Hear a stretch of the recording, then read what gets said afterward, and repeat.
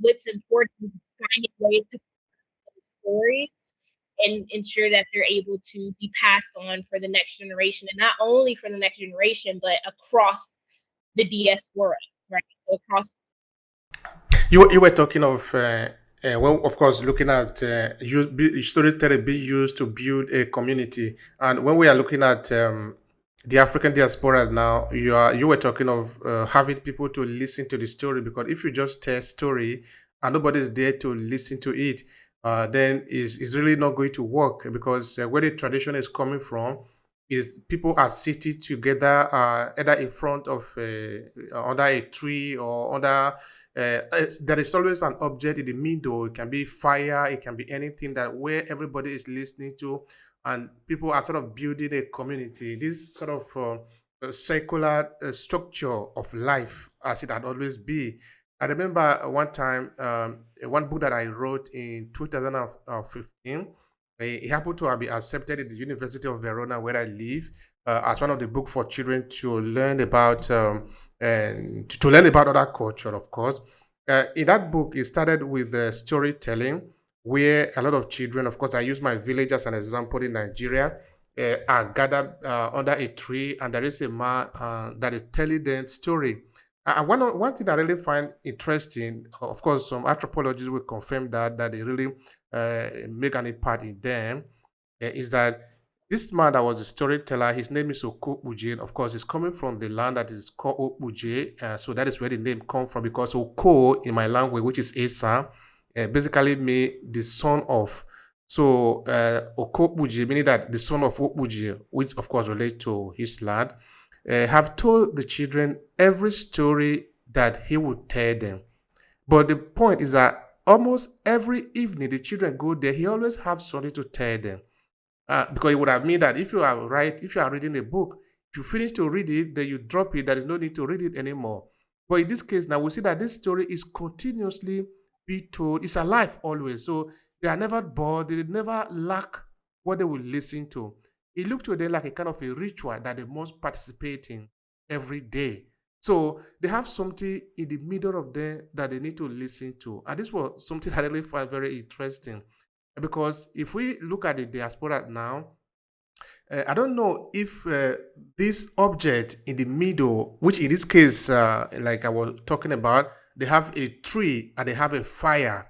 So, of course, the participant are the children. They sat in semicircle, and that is this man who is telling them the story. Are we able to reenact a similar situation? Of course, we don't have tree to do this in the diaspora, so that Mhm. everybody sit together and we are having a common object that build us together, so that as we listen to story, for this story can actually be, it might not necessarily be like those that are told in the village. It might be about our stronghold, our fear, our being victim of racism, something that connect all of us together, so that we can tap into our weaknesses and our power, and then build something that can help us to survive what we are going through. What do you have to say about that?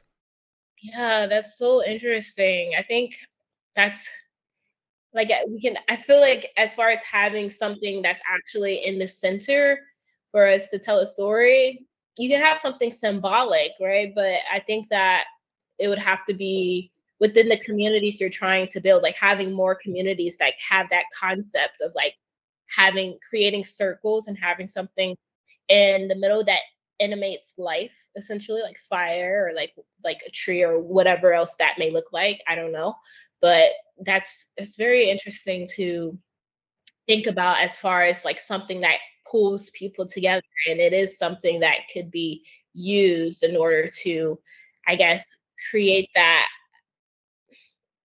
solidarity when it comes to storytelling, I guess it could be said as. But symbolically, now that we have this new digital world, maybe something could be created in, yeah, the digital world that we create that could have that same type of meaning somehow when we're creating those types of spaces online with people.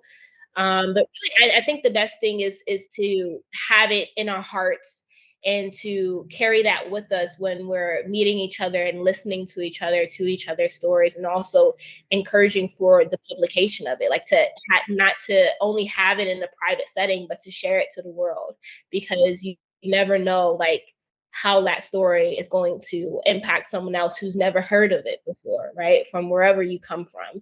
So I think it's always important to value each other's stories, value each other's voices, and understand that, you know, my voice is an extension of your voice, is an extension of her voice or his voice, right? So I think having that type of concept in our minds in our day to day as we travel throughout the world or stay in our hometowns, like we should remember that for sure.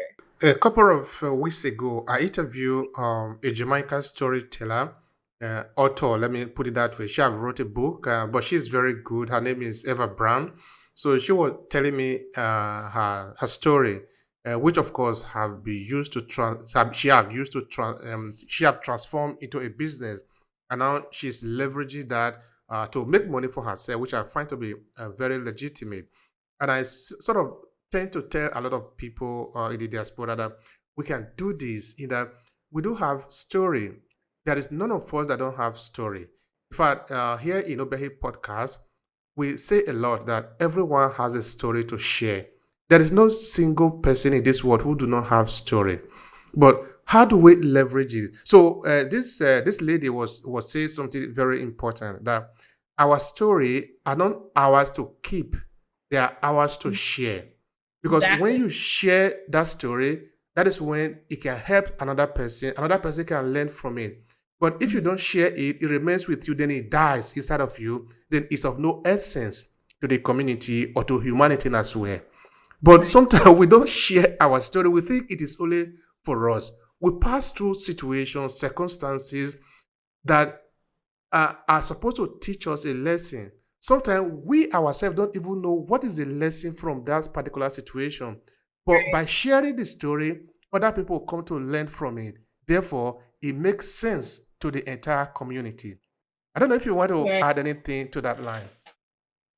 Absolutely. No, I definitely value what she said, and I agree with it 100%. I have also been writing for as long as I can remember, honestly. But I recently just published a book called Play the Game Hierarchical Simulation. And what this book is really about is I grew up in the States. So I'm looking at the structure of America and its institutions and its laws, and how it really aims to strip away the African identity. And that's the existence of the United States of America. And so I start off telling my story from a very young age of me first having exposure to learning about Africa in middle school at the Howard University Middle School, Howard University's campus, which is a prominent HBCU in the United States of America, but it's named after a white man. So I start off telling that story and how it was incredible to have been able to go there, as I was exposed to teachers who were really passionate about African people in the diaspora, and they were pan-Africanists and they created curriculums around it.